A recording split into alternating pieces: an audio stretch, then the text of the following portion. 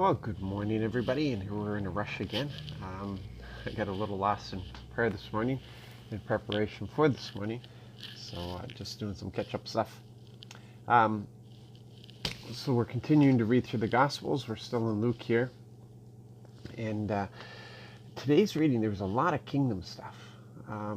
That's all Jesus taught on was the kingdom, but there's some really big, important principles here that need to be understood and put in place. But we only have time to really touch on one thing that really stood out for me.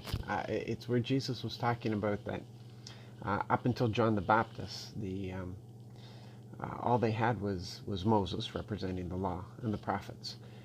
But now the kingdom was being taught, and people were being urged to enter in. And right after that, he talks about how with the law that not one pen stroke would be lost from it. And then he goes on and he names some things. And at the same time, we're told that sin, our sins will be non-existent to God in other scriptures and other places. 2 Corinthians chapter 5, it talks about our sins not being held against us, or our sins being null and void, our sins no longer existing, as if they never were, being removed completely. And then here Jesus is talking about the law, and he's talking about different things that are considered sin under the law. And he talks about in other places about our righteousness needs to be greater than the Pharisees, and so on. What we have to keep in mind in all of this is that Jesus came to complete the law because nobody else could complete the law. We've got people living in the church now they're more Jewish than the Jews. They are trying to live a law that they do not need to live because Jesus completed the law, took our sins to the cross, was crucified with our sins. We were crucified with him.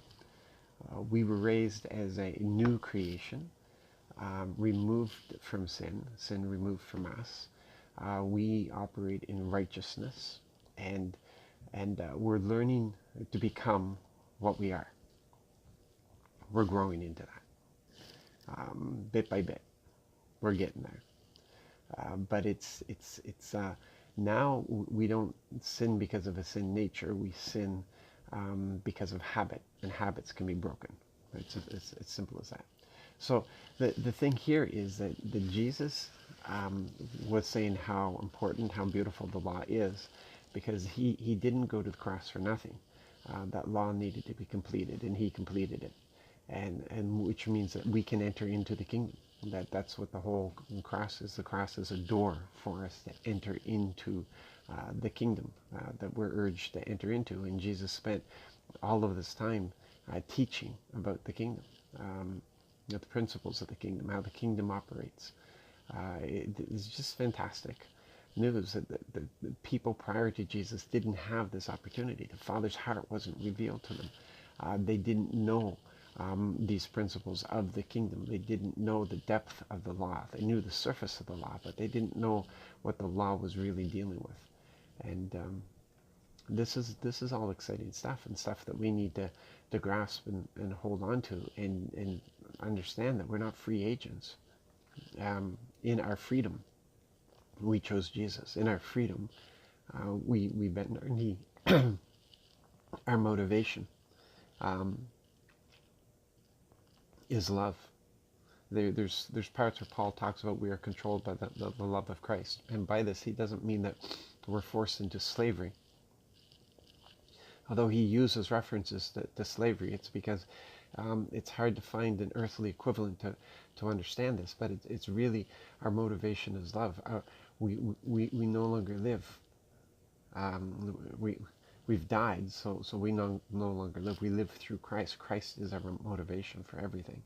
He is our focus for everything. His love is our motivation. His love propels us forward.